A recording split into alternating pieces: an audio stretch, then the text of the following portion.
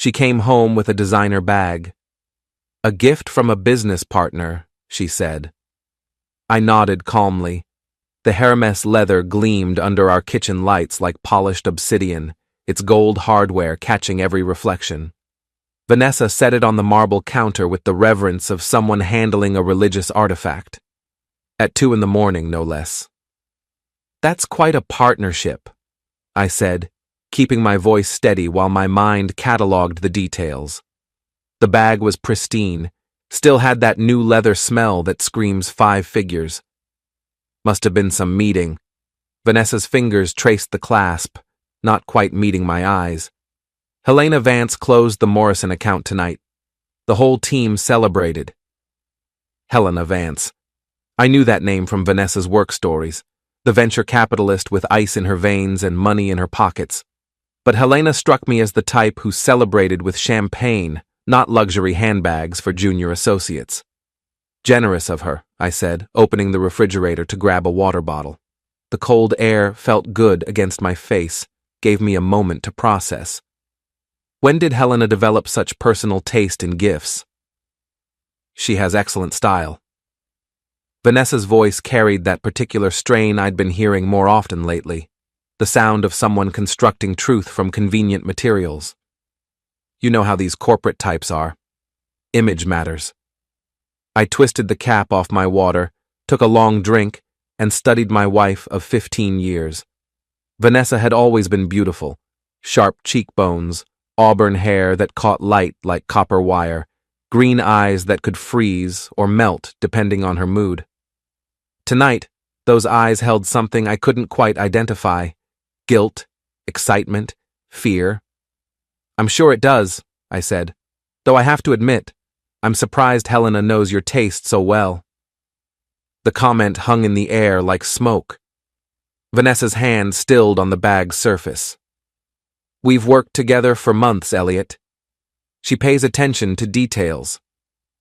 Details. Right. Like how Vanessa had been working late 3 nights a week for the past 2 months. Like how she'd started wearing different perfume, something expensive and sophisticated that replaced her usual vanilla scent. Like how her phone had developed a sudden need for privacy, always face down on surfaces, always out of casual viewing range. "Well," I said, setting my water on the counter, "I hope you thanked her properly." Something flickered across Vanessa's face. Too quick to interpret, too deliberate to ignore. "Of course I did." She lifted the bag, cradled it against her chest. "I should get some rest. Tomorrow's another long day." I watched her walk toward the stairs, designer leather clutched like a shield. Her heels clicked against our hardwood floors with military precision, each step measured and purposeful. At the base of the staircase, she paused. "You're not coming up?"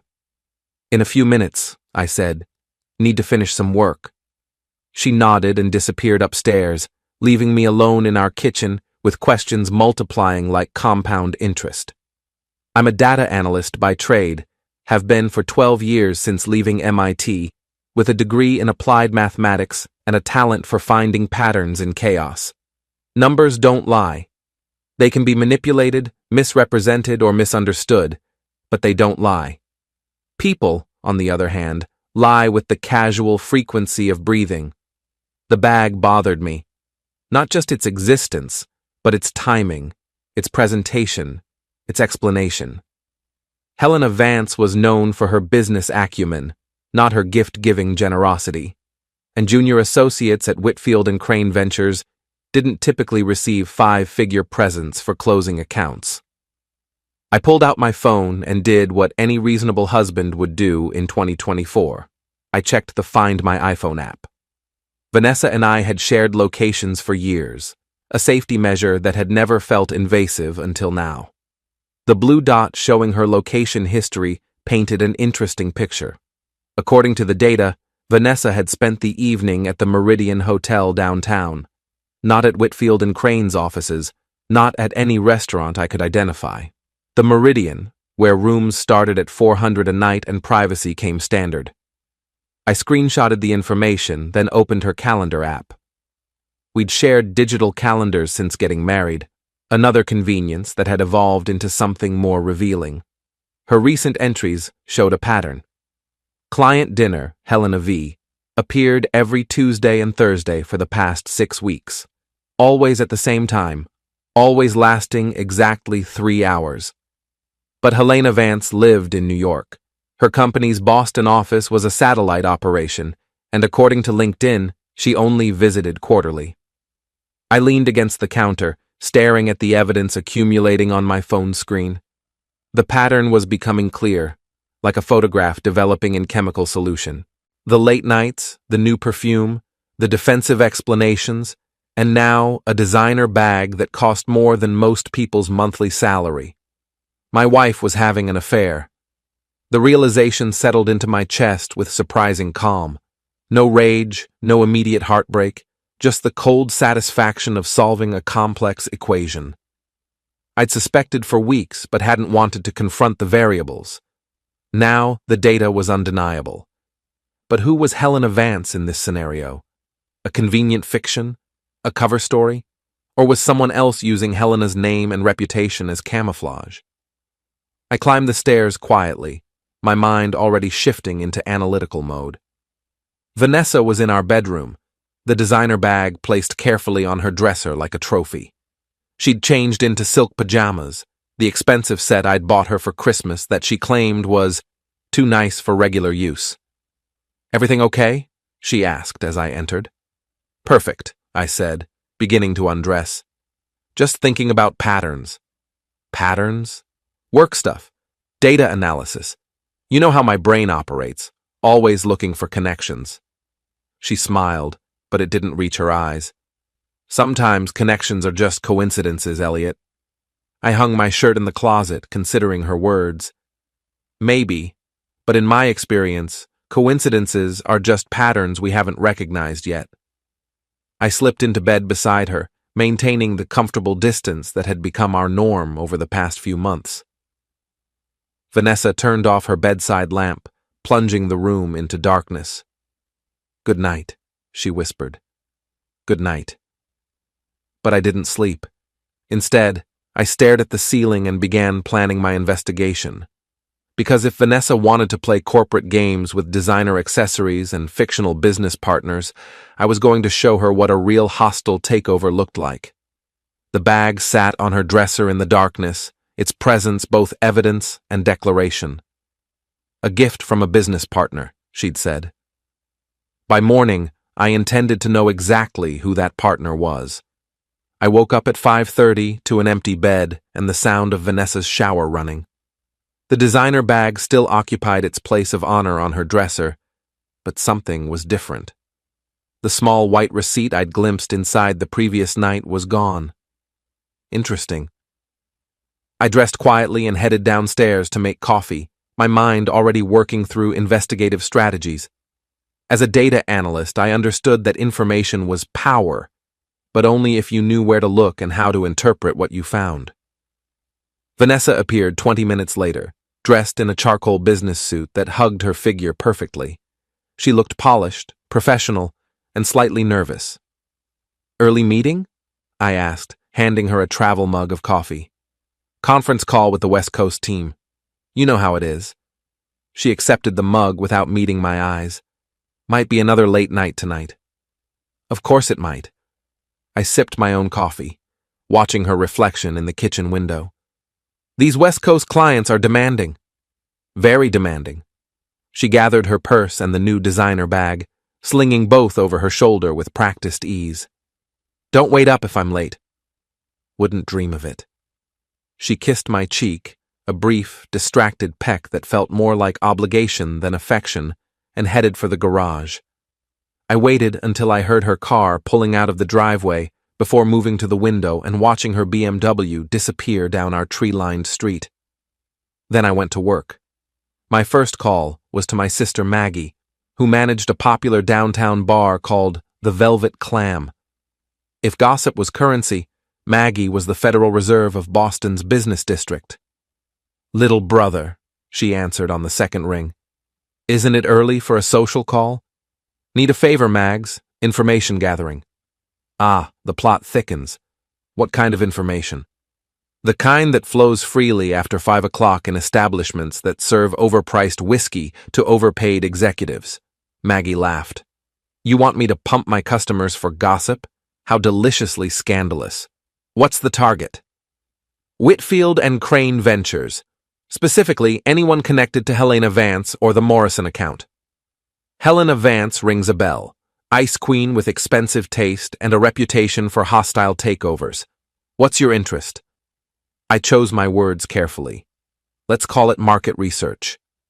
Market research, my rear end. This is about Vanessa, isn't it? My sister's intuition had always been razor sharp. Maybe. Elliot, what's going on? I'll explain later. Can you help? Of course, but you owe me dinner and details. After hanging up, I called my second resource, Omar Hassan, my former MIT roommate who now ran a cybersecurity consulting firm. If Maggie was my source for human intelligence, Omar was my gateway to digital reconnaissance. Elliot, how's married life treating you? Like a complex algorithm with missing variables, I said. Need some technical assistance? Legal technical assistance, I hope. Completely above board. Public records, social media analysis, that sort of thing. What's the target? Helena Vance, venture capitalist. Also anyone connected to Whitfield and Crane Ventures who might be using her name as cover. Omar was quiet for a moment. This sounds personal. It's becoming personal. All right. Give me a few hours. I'll see what the internet knows about Ms. Vance and her associates. With my intelligence network activated, I turned my attention to more immediate concerns. Vanessa had taken the receipt, but she'd left something potentially more valuable, her laptop's browsing history. We shared a home computer network, and Vanessa often worked from her personal laptop when she brought projects home. As the household's unofficial IT support, I had administrative access to our router logs and network traffic data. What I found was illuminating. Over the past 2 months, Vanessa's laptop had made frequent connections to the Meridian Hotel's guest Wi-Fi network. The timestamps corresponded perfectly with her client dinner calendar entries. But more interesting were the other sites she'd visited during those sessions: luxury shopping websites, jewelry stores, and high-end restaurants. Someone was definitely spending money on my wife. The question was who. My phone buzzed with a text from Omar. Preliminary results. Helena Vance is currently in Singapore for a month-long business trip. Has been since 3 weeks ago. Want me to dig deeper? The pieces clicked into place like tumblers in a lock. Helena Vance wasn't in Boston. She couldn't be taking Vanessa to dinner twice a week or giving her expensive gifts. Someone else was using Helena's name as camouflage. I texted back, yes. Focus on Whitfield and Crane employees. Senior level, male. While waiting for Omar's response, I decided to conduct some field research. The Meridian Hotel was a 30-minute drive from our house, and I had a sudden urge to see it for myself. The Meridian occupied a full city block in Boston's financial district, its glass and steel facade reflecting the morning sun like a mirror. I parked across the street and studied the building, trying to understand its appeal for clandestine meetings. The hotel's main entrance was discreet but elegant, with valet parking and doormen who looked like they'd been trained to forget faces. The perfect place for someone who valued privacy over publicity. I was about to leave when I spotted a familiar figure emerging from the hotel's revolving door. Tall, silver-haired, wearing a suit that probably cost more than my monthly mortgage payment. He moved with the confident stride of someone accustomed to deference and attention. I didn't recognize him immediately, but something about his bearing suggested importance. He climbed into a black Mercedes with tinted windows, and I managed to catch the license plate before he disappeared into traffic. Back home, I ran the plate through a public records database, another useful skill from my analytical toolkit. The Mercedes was registered to Marcus Whitfield, age 47, CEO of Whitfield and Crane Ventures. Marcus Whitfield. The name appeared on Vanessa's LinkedIn connections, and a quick search revealed his profile. Harvard MBA, 20 years in venture capital, recently divorced, no children. His company photo showed the same silver-haired man I'd seen leaving the Meridian. My phone rang. Omar. "Found your mystery man," he said without preamble. "Marcus Whitfield, CEO of Whitfield and Crane. Interesting character. Divorced 6 months ago after his ex-wife discovered he'd been using company funds to finance his extracurricular activities." "What kind of activities?" "The expensive kind involving women who weren't his wife. The divorce was messy, but he managed to keep his job by paying back the company and agreeing to increased board oversight." "Sounds like a pattern. Gets better. Guess who's been posting photos from Boston's finest restaurants and hotels over the past 2 months? And guess who's been carefully cropped out of those photos, but whose reflection occasionally appears in wine glasses and mirrors?" My grip tightened on the phone. "Show me." "Sending links now. Check your email." The photos Omar sent were a masterclass in careful composition. Marcus at expensive restaurants, always at tables for 2, but only 1 person visible in the frame.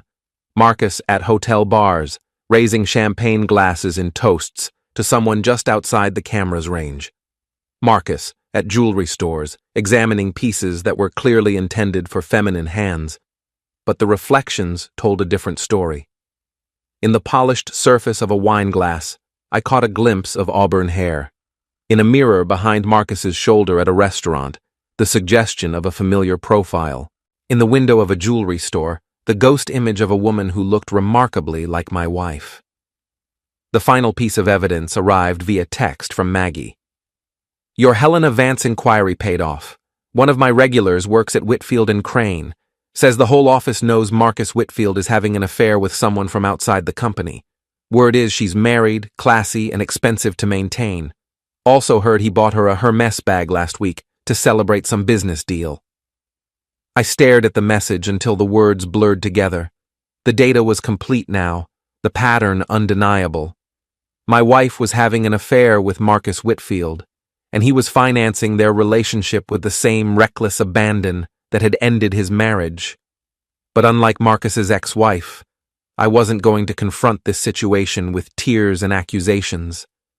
I was going to approach it like any other hostile acquisition, with careful planning, strategic timing, and overwhelming force. I opened my laptop and began researching Marcus Whitfield's professional vulnerabilities, his company, his board of directors, his investors, his upcoming business commitments. If he wanted to play corporate games with my wife, I was going to teach him the difference between a friendly merger and a complete takeover. The designer bag upstairs wasn't just evidence of an affair, it was a declaration of war. And Marcus Whitfield had no idea what kind of opponent he'd just made. 3 days of surveillance had given me Marcus Whitfield's routine down to the minute. Coffee at 7:15 at a cafe near his office. Lunch at 12:30, usually at the same upscale bistro. Evening departure between 6 and 6:30, unless he had plans with my wife. Tonight was Thursday, which meant Vanessa had another client dinner with Helena Vance. I'd confirmed through Omar's continued monitoring that Helena was still in Singapore, making Vanessa's dinner plans particularly interesting. I positioned myself in the parking garage across from the Meridian Hotel at 5:45, armed with a telephoto lens borrowed from my neighbor's photography equipment and enough patience to wait for the perfect shot. Marcus arrived first, as expected. His black Mercedes glided into the hotel's valet circle with practiced ease. He emerged wearing a navy suit that probably cost more than my car payment, his silver hair perfectly styled, his manner suggesting a man accustomed to getting exactly what he wanted. Vanessa appeared 15 minutes later in her BMW, wearing a dress I'd never seen before, something black and elegant that hugged her curves and probably came from the same shopping expedition that had produced the designer bag. She handed her keys to the valet with the confidence of someone who belonged in this world of expensive hotels and discretionary spending. I watched through my telephoto lens as they met in the hotel's lobby. Marcus's hand found the small of her back, a gesture both possessive and intimate. Vanessa leaned into his touch, smiling up at him with an expression I hadn't seen directed at me in months. The photos I captured were crystal clear and completely damning. Marcus and Vanessa entering the hotel together, Marcus's hand on her waist as they walked toward the elevators, Vanessa laughing at something he whispered in her ear, her face animated with genuine happiness. But I wanted more than photographs. I wanted understanding. I parked my car and entered the hotel through a side entrance, making my way to the bar adjacent to the lobby. The Meridian's cocktail lounge was designed for discretion, dim lighting, private booths, and a clientele that valued anonymity over recognition. I chose a corner table with a clear view of the elevator bank and ordered a whiskey, settling in to observe my wife's affair in real time. They reappeared an hour later, both looking relaxed and intimate in the way that comes from shared secrets and physical closeness. Marcus had loosened his tie. Vanessa's hair was slightly mussed, and her lipstick had been refreshed. They chose a booth near the windows, far enough from other patrons to ensure privacy. I watched Marcus order champagne, expensive champagne based on the server's deferential manner, and present Vanessa with a small velvet box. Even from across the room, I could see her face light up as she opened it. Jewelry, obviously, something that made her press her hand to her chest and lean across the table to kiss him. My phone buzzed with a text from Maggie. Update on your Whitfield situation. My source says the board is getting nervous about his spending patterns again. Apparently, he's been using company entertainment accounts for personal expenses. Sound familiar? I typed back. Very familiar. How nervous is the board? Nervous enough to be asking questions? Want me to see if I can get specifics? Please. I watched Marcus and Vanessa toast whatever milestone the jewelry represented, their champagne glasses catching the bar's ambient lighting. They looked like a couple celebrating an anniversary or engagement, comfortable, affectionate, completely absorbed in each other. It was almost romantic if you ignored the fact that one of them was married to someone else. My phone buzzed again. Omar this time. Found something interesting in Whitfield's social media patterns. He's been posting a lot of photos from expensive restaurants lately, but always carefully cropped. Want me to see if I can recover the full images? Do it. I finished my whiskey and prepared to leave, but Vanessa chose that moment to excuse herself from the table. She headed toward the restrooms, passing within 10 feet of where I sat in my shadowy corner booth. For a terrifying moment, I thought she might see me. But she was looking at her phone, probably checking her appearance or reading messages, and walked past without a glance in my direction. She looked beautiful, radiant even. The kind of glow that comes from feeling desired and appreciated. It was a look I remembered from our early dating days, when everything between us was new and exciting and full of possibility. Marcus watched her walk away with the expression of a man completely infatuated. His eyes followed her movement across the room, and when she disappeared around a corner, he pulled out his phone and began typing what was probably a romantic text message. I hated him in that moment, not just for taking my wife, but for making her happy in ways I apparently couldn't anymore. When Vanessa returned to their table, she was glowing even brighter. Whatever message Marcus had sent had clearly pleased her. She slid into the booth beside him instead of across from him, and he wrapped his arm around her shoulders with casual possessiveness. They stayed for another hour, sharing appetizers and intimate conversation. I watched them like a scientist observing specimens, cataloging their interactions and body language. The way Marcus's thumb traced circles on Vanessa's shoulder. The way she laughed at his jokes with genuine delight. The way they leaned into each other when speaking, creating a bubble of privacy that excluded the rest of the world. By the time they left, I had enough photographic evidence to support a dozen divorce proceedings. But more importantly, I had a complete understanding of their relationship dynamic. This wasn't a casual affair or a moment of weakness. This was a full-blown romance, complete with expensive gifts, regular meetings, and obvious emotional investment from both parties. Marcus walked Vanessa to her car, kissing her goodnight with the tender intensity of new lovers. She drove away first, probably to maintain the illusion of separate arrivals and departures. Marcus waited 5 minutes before retrieving his own vehicle, a precaution that suggested they'd developed operational security procedures. I followed Vanessa home at a discreet distance, watching her BMW navigate our suburban neighborhood with the practiced ease of someone who'd made this transition many times before. From passionate lover back to dutiful wife, all in the span of a 30-minute drive. She arrived home at 10:15, carrying herself with the satisfied exhaustion of someone who'd had an excellent evening. I was already in my study, surrounded by printed photographs and research materials, when I heard her key in the front door. "Elliot," she called. "I'm home." "In here," I replied, quickly covering my evidence with innocuous work documents. She appeared in my doorway, still wearing the black dress and the jewelry Marcus had given her, a delicate gold necklace that caught the light when she moved. "How was your evening?" I asked. "Productive. Helena's very demanding, but the Morrison account is finally coming together." "I'm sure it is." I gestured at my desk. "Just catching up on some analysis myself. Data patterns, you know." "You work too hard." She moved behind my chair and placed her hands on my shoulders, massaging gently. "Come to bed soon?" Her touch felt like betrayal and invitation simultaneously. "In a few minutes." She kissed the top of my head, a gesture that might have seemed affectionate if I hadn't just watched her kiss another man with far more passion.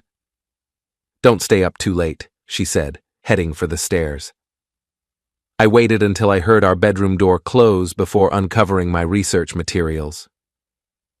The photographs spread across my desk told a story of deception and romance, but they also revealed something else. Opportunity. Marcus Whitfield was making the same mistakes that had destroyed his previous marriage, using company resources for personal expenses, mixing business with pleasure in ways that created liability for his firm, trusting that his private life would remain private. But I wasn't his ex-wife. I wasn't going to settle for a quiet divorce and a financial settlement. I was going to use his own tactics against him, leveraging his vulnerabilities into a complete strategic victory.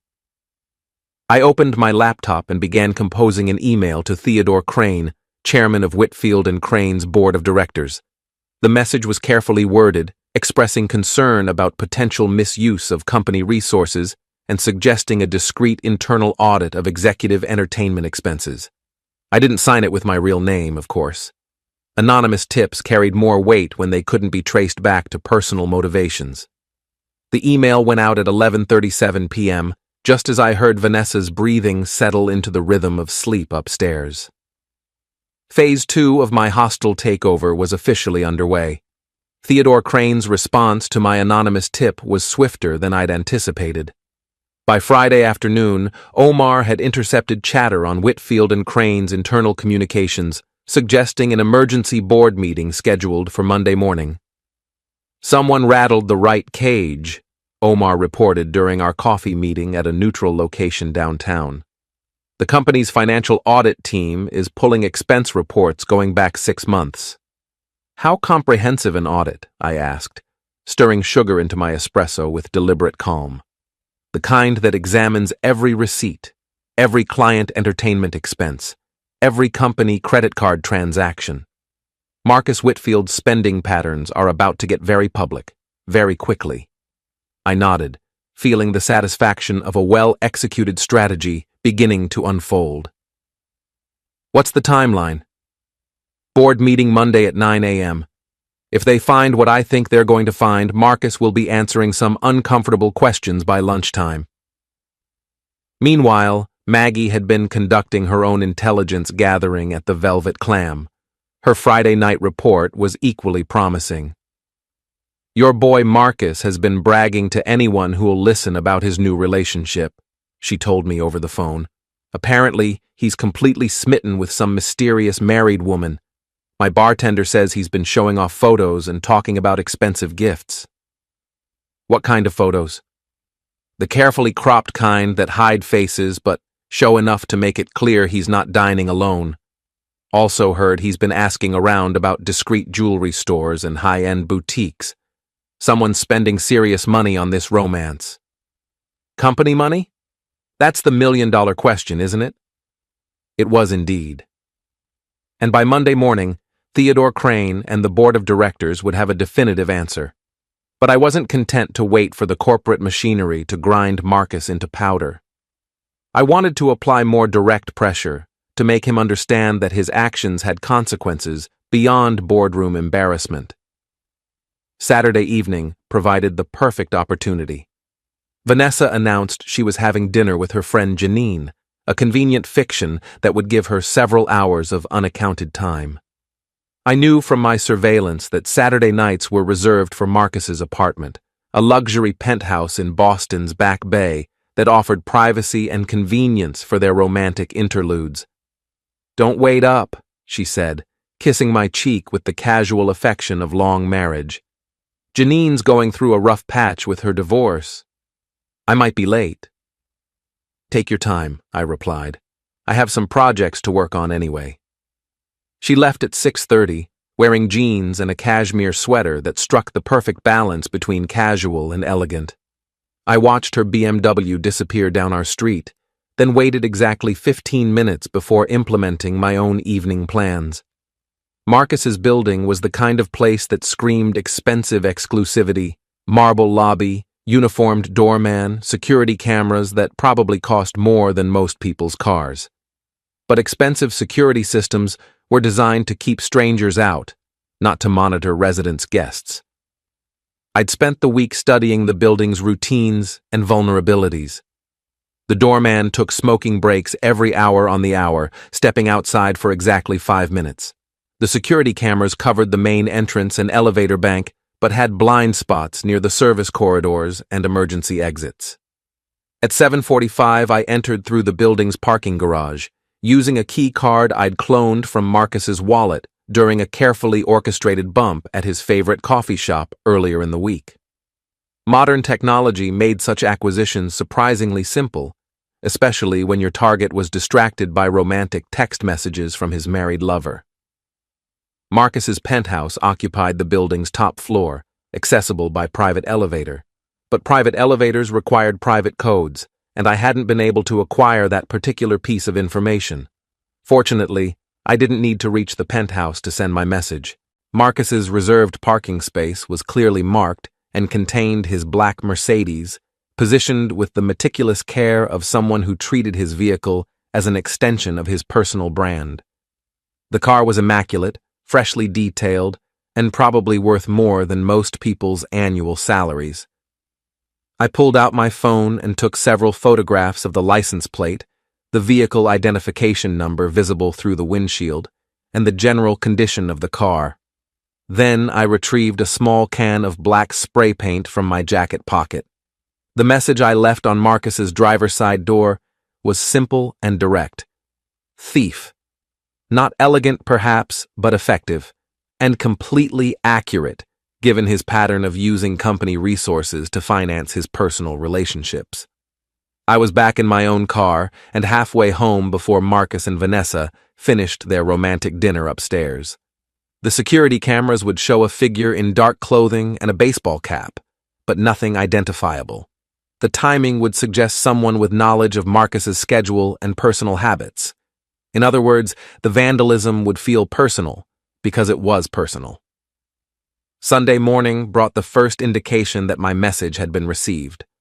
Omar called at 8 a.m. with an update from his monitoring of Marcus's digital communications. "Your boy had an interesting evening," he reported. Police report filed at 11:30 p.m. for vandalism of personal property. Building security is reviewing footage, but apparently the cameras didn't capture anything useful. "How unfortunate," I said, pouring coffee with steady hands. "Gets better." Marcus sent about 20 text messages to various contacts, trying to figure out who might have targeted him. He's paranoid and angry, which means he's making mistakes. "What kind of mistakes?" "The kind where he's accusing business rivals and ex-wives and basically anyone who might have a grudge. He's not thinking clearly, which makes him vulnerable." Vulnerable was exactly where I wanted Marcus Whitfield. Angry, paranoid, and making poor decisions under pressure. Vanessa spent Sunday in an unusually good mood, humming while she prepared breakfast and suggesting we take a walk through our neighborhood. She was affectionate and attentive, the way she used to be during the early years of our marriage. "You seem happy," I observed, as we strolled past the manicured lawns and expensive houses that defined our suburban enclave. "I am happy," she replied, squeezing my hand. "Work's been going well, and I feel like we're in a good place." "A good place," I repeated. "That's one way to describe it." She glanced at me sideways, perhaps detecting something in my tone. "Is everything all right, Elliot? You've seemed distant lately." "Just work stress. You know how it is when you're analyzing complex data sets.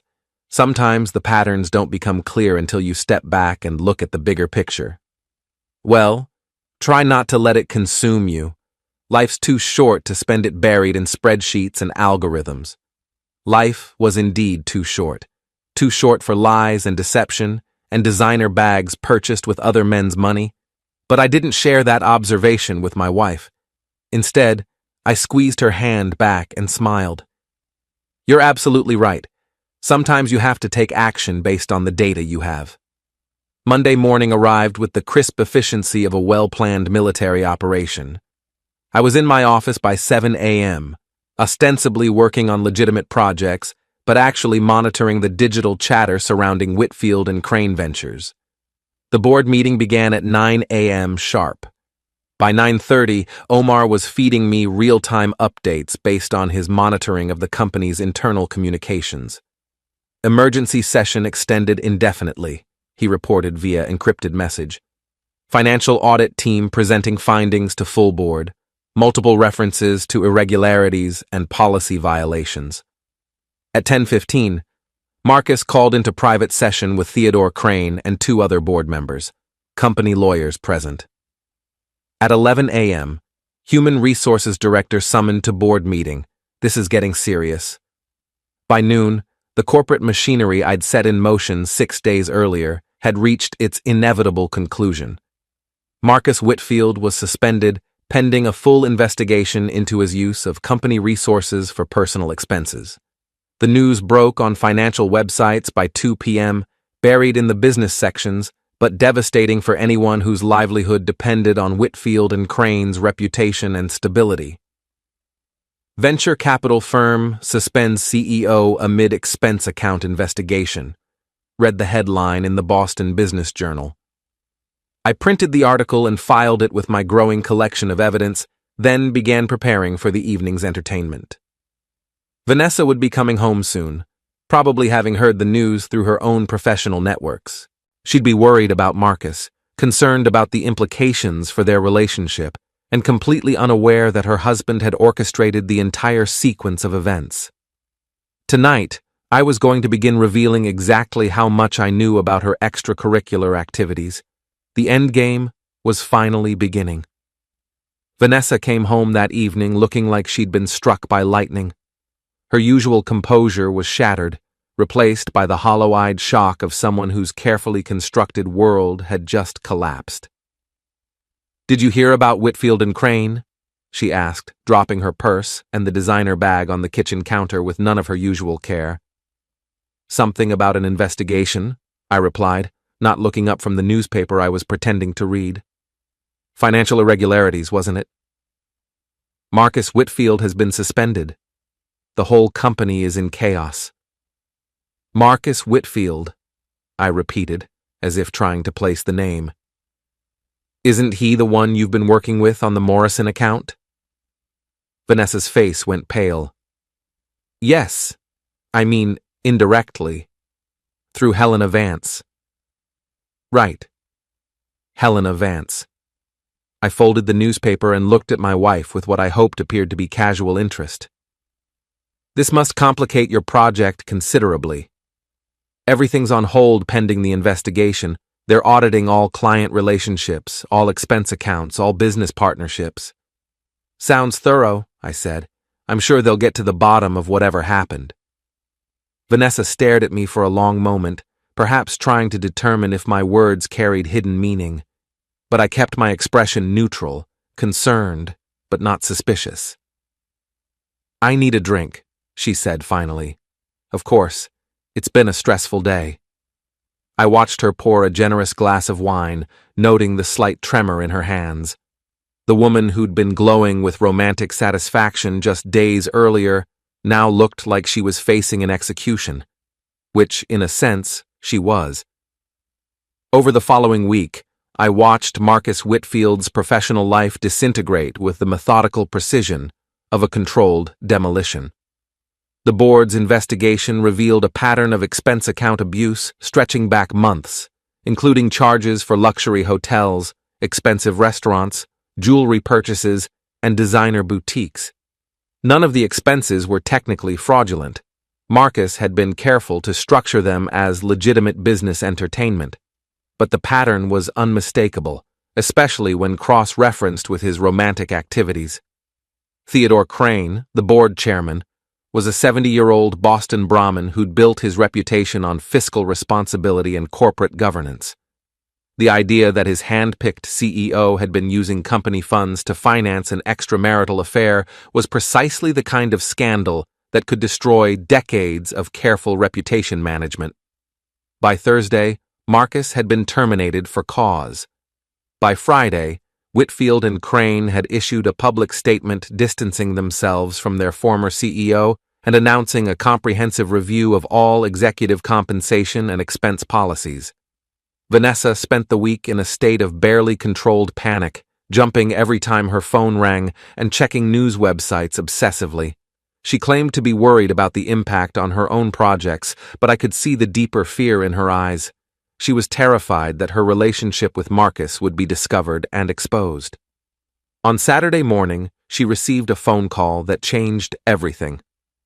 "The Whitfield and Crane annual gala is still happening," she announced after hanging up. "Next Friday at the Fairmont Copley.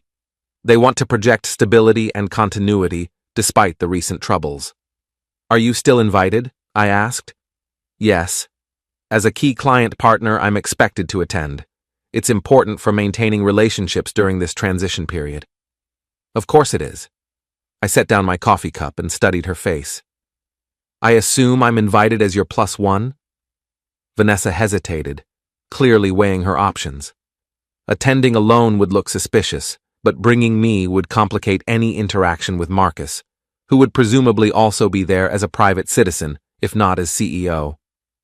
"If you'd like to come," she said finally. "Though it might be boring, lots of corporate networking and business talk." "I find corporate dynamics fascinating," I replied. "All those complex relationships and hidden motivations. It's like a real-time case study in human behavior." "Then you should definitely come." "Perfect. Absolutely perfect." I spent the following week making my own preparations for the gala. A new suit, appropriately formal but not ostentatious. A leather portfolio suitable for carrying important documents. And most importantly, a complete dossier of evidence documenting Vanessa's affair and Marcus's financial improprieties. The divorce papers were prepared by Wednesday, signed and notarized and ready for service.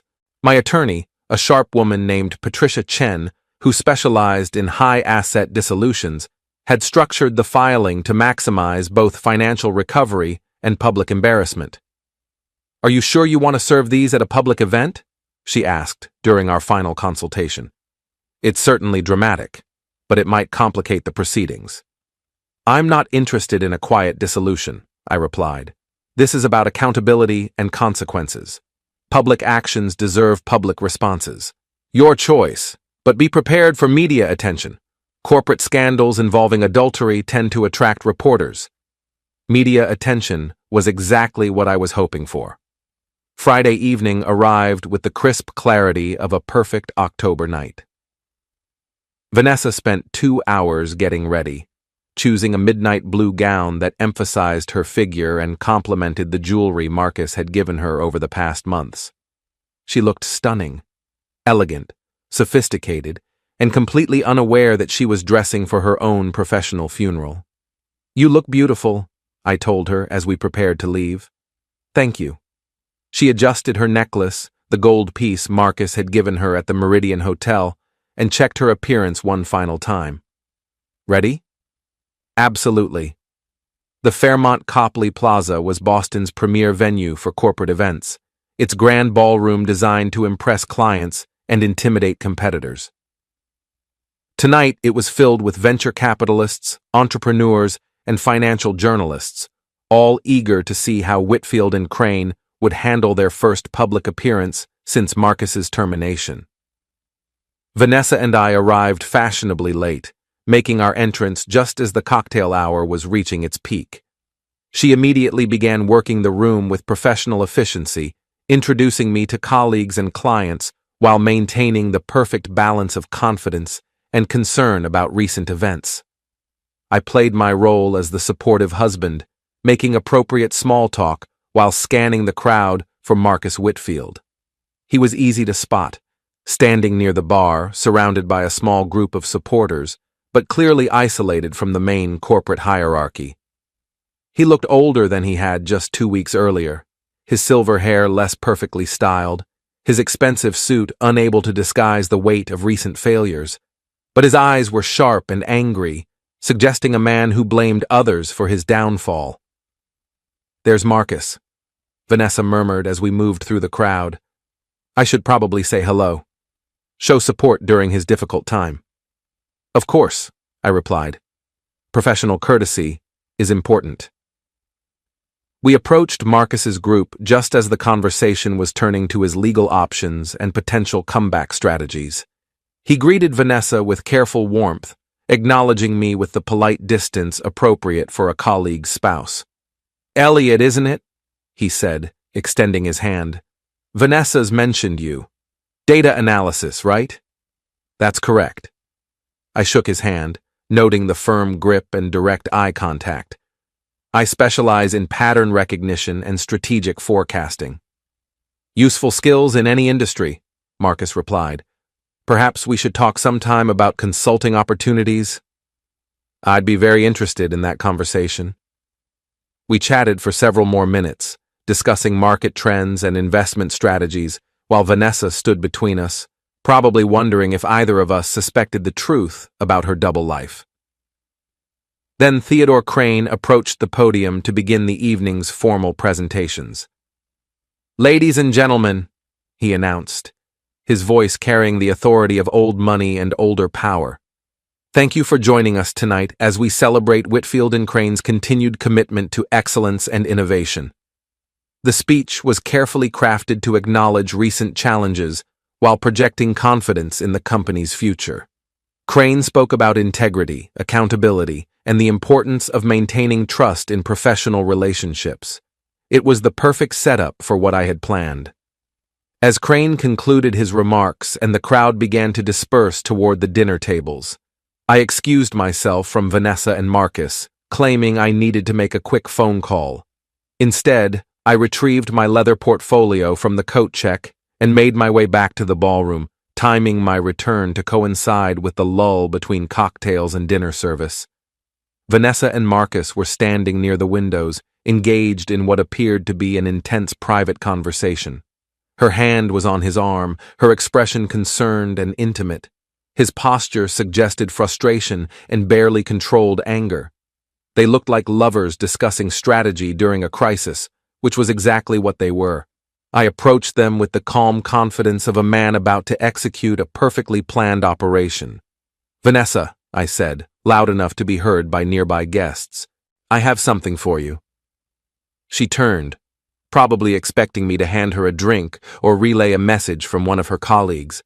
Instead, I presented her with a manila envelope containing our divorce papers. "What is this?" she asked, her voice carrying the first hint of alarm. "Legal documents," I replied, maintaining conversational volume, but speaking clearly enough for surrounding guests to overhear. "I thought you might want to review them before they become public record." Vanessa opened the envelope with trembling fingers, her face going white as she scanned the first page. The word divorce was prominently displayed in bold legal typeface, impossible to miss or misinterpret. "Elliot," she whispered, What are you doing? Pattern recognition, I replied, and strategic forecasting. Then I turned to Marcus, who was staring at the divorce papers with the expression of a man watching his remaining career prospects evaporate in real time. Mr. Whitfield, I said, extending a second envelope. This is for you. What is it? He asked, though his tone suggested he already knew the answer wouldn't be pleasant. A comprehensive analysis of your expense account irregularities over the past 6 months, cross-referenced with hotel records, restaurant receipts, and jewelry purchases. I thought the board might find it interesting reading. Marcus opened the envelope, his face cycling through confusion, recognition, and finally pure rage as he realized what he was holding. You, he said, his voice low and dangerous. You're the one who compiled publicly available information into a coherent narrative? I interrupted. Yes, that's exactly what I did. It's called data analysis, Mr. Whitfield. I'm very good at it. By now, our conversation had attracted the attention of nearby guests, including several members of Whitfield and Crane's board of directors and at least 2 financial journalists. The elegant murmur of cocktail party conversation was giving way to focused attention on our small drama. Theodore Crane appeared at my elbow, his expression grim. What exactly is happening here? He demanded. Just sharing some research findings, I replied, handing him a third envelope. Your former CEO has been using company resources to finance his relationship with my wife. I thought you should have documentation for your legal proceedings. The silence that followed was absolute. Every conversation in our immediate vicinity stopped as the implications of my statement registered with the crowd. Vanessa stood frozen, divorce papers clutched in her hands, her face a mask of horror and humiliation. Marcus looked like a man who'd just been struck by lightning, his mouth opening and closing without producing sound. Theodore Crane examined the documents I'd given him, his expression growing darker with each page. Mr. Ashford, he said finally, these are very serious allegations. They're not allegations, I replied. They're documented facts. Bank records, hotel receipts, photographic evidence, communication logs. Everything you need to pursue both civil and criminal remedies. Helena Vance, the real Helena Vance who had returned from Singapore just in time for the gala, pushed through the crowd to join our group. What's this about someone using my name? She demanded. Your former CEO has been telling his married lover that she was having business dinners with you, I explained, as cover for their affair. I have documentation of at least 12 occasions when he claimed to be meeting with you while you were actually in Singapore. Helena's face went rigid with professional fury. Marcus, is this true? Marcus finally found his voice. It's not what it looks like. It looks like fraud, Helena interrupted. Identity fraud, corporate fraud, and breach of fiduciary duty. How exactly is that not what it looks like? The crowd around us had grown larger, drawn by the unfolding drama like spectators at a traffic accident. I could see smartphones being raised, capturing video of Boston's most spectacular corporate meltdown in recent memory. Vanessa finally spoke, her voice barely above a whisper. Elliot, please, can we discuss this privately? We had 15 years to discuss things privately, I replied. You chose to conduct your business in public venues with company credit cards. I'm simply returning the favor. Theodore Crane closed the document folder and looked at Marcus with the expression of a man who'd just discovered a snake in his garden. Security will escort you from the premises, he announced. Our attorneys will be in contact regarding recovery of funds and potential criminal charges. You can't do this, Marcus protested. I have rights. You had responsibilities, Crane interrupted, which you abdicated in favor of personal gratification. The consequences are entirely of your own making. 2 security guards appeared as if summoned by telepathy, flanking Marcus with professional efficiency. This isn't over, Marcus said, looking directly at me. Yes, it is, I replied. Your career is finished, your reputation is destroyed, and your relationship with my wife is now public knowledge. I'd say we're completely finished. As security escorted Marcus toward the exit, Vanessa made one final attempt at damage control.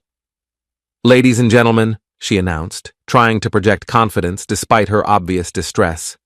I apologize for this disruption. There seems to be some misunderstanding. There's no misunderstanding, I interrupted, loud enough for the entire ballroom to hear. You've been having an affair with Marcus Whitfield for 6 months.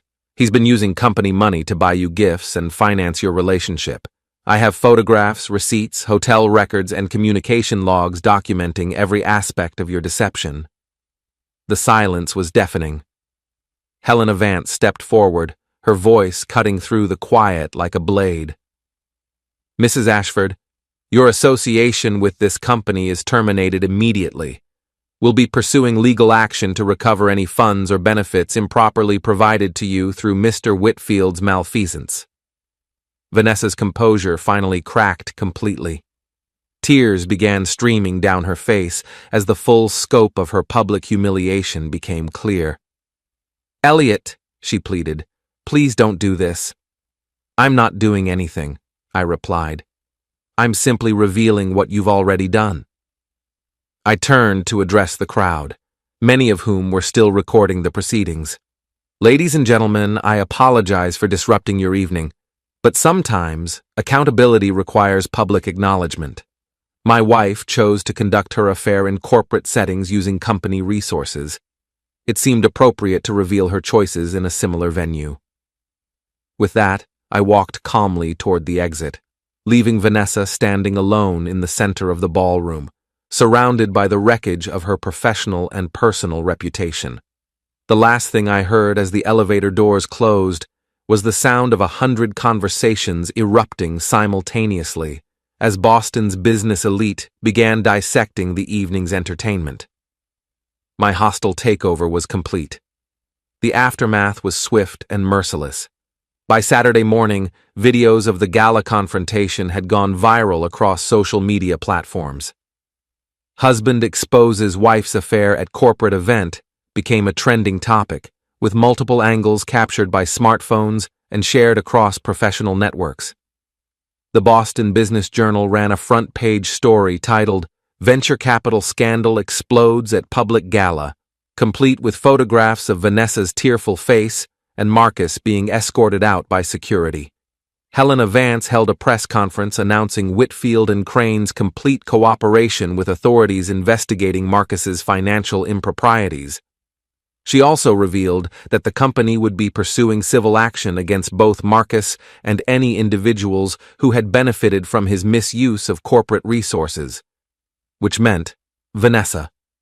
I spent Saturday morning in my study, monitoring news coverage and social media reactions while sipping coffee and feeling the deep satisfaction of a perfectly executed strategy. My phone buzzed constantly with calls from reporters, attorneys, and curious friends, but I let them all go to voicemail. The only call I answered was from Maggie. Holy hell, little brother, she said without preamble. You just became a legend. The Velvet Clam was packed last night with people talking about your performance at the gala. Just following the data to its logical conclusion, I replied. The data, my rear end. That was pure theater. You destroyed both of them in front of half of Boston's business community. They destroyed themselves. I simply provided documentation. Well, your documentation is about to make you very wealthy. My lawyer friend says Vanessa's going to get cleaned out in the divorce proceedings, especially with all that evidence of adultery and financial misconduct. Wealthy wasn't my primary motivation, but I had to admit the prospect of financial justice was appealing. Vanessa had spent months enjoying expensive gifts purchased with stolen money. It seemed appropriate that she should face corresponding consequences. At noon, my doorbell rang. I opened it to find Detective Ray Sanderson, whom I recognized from Maggie's bar, standing on my front porch with an official expression. Mr. Ashford, I'm Detective Sanderson, Boston PD. I'd like to ask you a few questions about recent events. Of course, Detective. Please come in. We sat in my living room, where Sanderson pulled out a small notebook and pen. I'm investigating allegations of corporate fraud and identity theft related to Marcus Whitfield and Whitfield and Crane Ventures. Your name came up as someone with relevant information. I'd be happy to cooperate, I said. What would you like to know? Let's start with how you discovered Mr. Whitfield's financial irregularities. I walked him through my investigation, emphasizing the public nature of all the information I'd gathered. Hotel records, restaurant receipts, social media posts, expense account documentation. Everything had been obtained through legitimate channels or provided by whistleblowers within the company. You didn't hack any computer systems or engage in any surveillance activities that might be considered illegal? Sanderson asked. Nothing illegal, Detective. I'm a data analyst by profession. I simply applied my skills to publicly available information. And the anonymous tip to the board of directors? Anonymous tips are protected speech, as I'm sure you know. Citizens have both the right and the responsibility to report suspected corporate malfeasance. Sanderson made notes, nodding occasionally.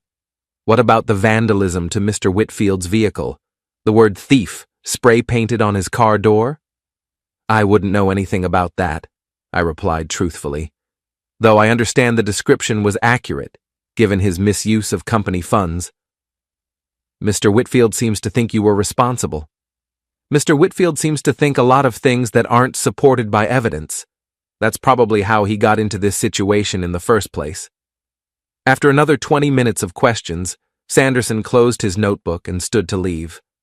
One more thing, Mr. Ashford. Mr. Whitfield has made some threats about retaliation. If you experience any harassment or intimidation, please contact us immediately. I appreciate the concern, Detective, but I think Mr. Whitfield has more pressing problems to worry about than revenge fantasies. As if summoned by our conversation, my phone rang just as Sanderson was leaving. The caller ID showed Marcus's number. Elliot. His voice was tight with barely controlled rage. We need to talk. I don't think we have anything to discuss, Marcus. You destroyed my career, my reputation, my entire life. For what? A cheating wife who was never worth the effort? Your career was destroyed by your own actions. I simply documented them. Meet me tonight. The parking garage at the Meridian Hotel, 9 o'clock. I don't think so. I'm not asking, Elliot. I'm telling you. You owe me a face-to-face conversation after what you've done. The line went silent. I stared at my phone, considering my options. Marcus was desperate, angry, and probably not thinking clearly. Meeting him alone in a parking garage seemed like an excellent way to create more problems than it solved. On the other hand, I was curious about what he thought he could accomplish, and I had to admit, there was something appealing about the opportunity to see Marcus Whitfield's complete humiliation up close. At 8:30, I drove to the Meridian Hotel and parked across the street, where I could observe the parking garage entrance without being seen. If Marcus was planning something stupid, I wanted advance warning. He arrived at 8:50, driving a different car, probably a rental, since his Mercedes had been repossessed along with most of his other assets. He looked haggard and desperate, wearing jeans and a wrinkled shirt instead of his usual expensive suits. I waited until 9:15 before walking across the street and entering the garage. Marcus was standing beside a concrete pillar on the 3rd level, smoking a cigarette with shaking hands. You came, he said as I approached. You sounded desperate. I was curious to see how desperate. Desperate enough to offer you a deal. What kind of deal? I'll disappear. Leave Boston, start over somewhere else. In exchange, you back off the legal pressure. Stop feeding information to the prosecutors and the civil attorneys. I studied his face, noting the dark circles under his eyes and the tremor in his voice. This was a man who'd lost everything and was grasping for any possible escape route. Why would I agree to that? I asked. Because if you don't, I'll make sure Vanessa suffers as much as possible. I'll drag her through every court proceeding, every deposition, every public hearing. I'll make her the face of this scandal. Vanessa's already the face of this scandal. Her choices made that inevitable. I can make it worse. How? Marcus smiled, and for the first time since I'd known about him, he looked genuinely dangerous. I kept records too, Elliot. Photos, videos, text messages, emails, very intimate records, the kind that would be extremely embarrassing if they became public. Revenge adult material, I said. That's a felony in Massachusetts. Only if I release them. But if I'm facing prison time anyway, what do I have to lose? I considered his threat, weighing the potential consequences. Vanessa had made her own choices, but I didn't want to see her subjected to that level of public humiliation. What exactly are you proposing? I asked. I disappear quietly. You stop cooperating with the investigations. In 6 months, when the media attention dies down, I come back and start rebuilding my career. And if I refuse? Then we all go down together. Me, you, Vanessa, and anyone else who gets caught in the crossfire. I walked closer to Marcus, studying his face in the harsh fluorescent lighting of the parking garage. You know what your problem is, Marcus? Enlighten me. You still think this is a negotiation. You still think you have leverage. I just told you what leverage I have. No, you told me what you think you have, but you're operating from incomplete information. I pulled out my phone and showed him a screenshot of a news article from earlier that afternoon. Federal prosecutors announced they're treating your case as a RICO investigation. Organized financial fraud with multiple victims across state lines. That's a federal crime, Marcus, which means federal prison. His face went pale as he read the headline. They're also investigating your threats against witnesses, I continued, including the threatening phone call you made to me 3 hours ago, which Detective Sanderson was kind enough to record. You're lying. Am I? Check your phone. You should have received a call from your attorney about an hour ago. Marcus fumbled for his phone, checking his missed calls. His expression confirmed that I was telling the truth. Your attorney's advice was probably to stop making threats and start negotiating a plea agreement, I said, because threatening witnesses in a federal investigation is an excellent way to turn a 5-year sentence into a 15-year sentence. This isn't over, Marcus said, but his voice lacked conviction. Yes, it is. Your career is finished, your reputation is destroyed, your assets are frozen, and your freedom is measured in months, not years. The only question now is whether you make things worse for yourself with continued stupidity. I turned to walk away, then paused and looked back. Oh, and Marcus? If any intimate images of my wife appear anywhere ever, I'll make sure the federal prosecutors know exactly who to blame. Revenge adult content is a federal crime when it crosses state lines, which means it would be added to your existing charges. You think you've won? He called after me. I know I've won. The data doesn't lie. I left Marcus standing alone in the parking garage, a broken man facing the consequences of his own choices. The next morning brought news that Marcus had been arrested at Logan Airport, apparently attempting to board a flight to the Cayman Islands with false identification documents. The federal charges now included attempted flight to avoid prosecution, which would likely add several more years to his eventual sentence. Vanessa moved out of our house that afternoon, taking only her personal belongings and leaving behind the designer bag that had started my investigation. She didn't ask for a reconciliation or offer any apologies. She simply packed her things and left, probably to stay with friends who hadn't yet abandoned her.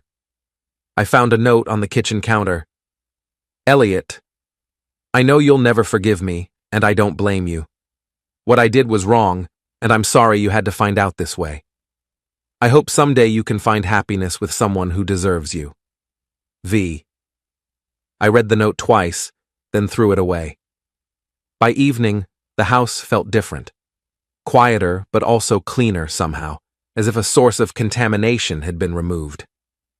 I poured myself a glass of whiskey and sat in my study, surrounded by the evidence files that had brought down Marcus Whitfield and ended my marriage. My phone buzzed with a text from Maggie. Drinks tomorrow night? I'm buying. Sure, I replied. I have some celebrating to do. Celebrating what? I looked around my study, at the financial documents and legal papers that represented the complete destruction of two people who had betrayed my trust and stolen my money. Pattern recognition, I typed back, and strategic forecasting. Outside my window, Boston's skyline glittered in the darkness, full of opportunities and possibilities. Somewhere in that city, Marcus Whitfield was sitting in a federal holding cell, contemplating the ruins of his life. Somewhere else, Vanessa was probably crying into a glass of wine, wondering how her perfect affair had turned into such a complete disaster. But I wasn't thinking about them anymore. I was thinking about the future and all the interesting patterns it might contain. The designer bag still sat on the kitchen counter where Vanessa had left it, a monument to greed and deception. Tomorrow I would donate it to charity. Let someone else enjoy the fruits of Marcus Whitfield's corporate theft. Tonight, I was content to sit in my study and savor the satisfaction of a perfectly executed revenge. Some gifts keep on giving, some take everything, and some, like the gift of seeing your enemies destroy themselves, are absolutely priceless.